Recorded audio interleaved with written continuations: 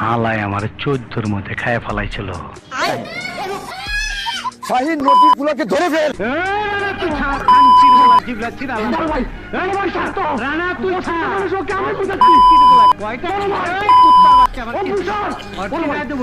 মানে এরা রাস্তার ভিতরে একে অপরকে ধরার জন্য ব্যস্ত হয়ে পড়ছে।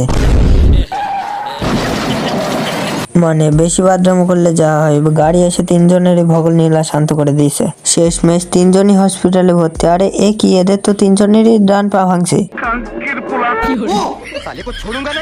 তুই কি আমারে ফুটপাতের মাস্তান ভাবছস? পা ভাঙছে তবুও পাখি ধরার জন্য যাচ্ছে।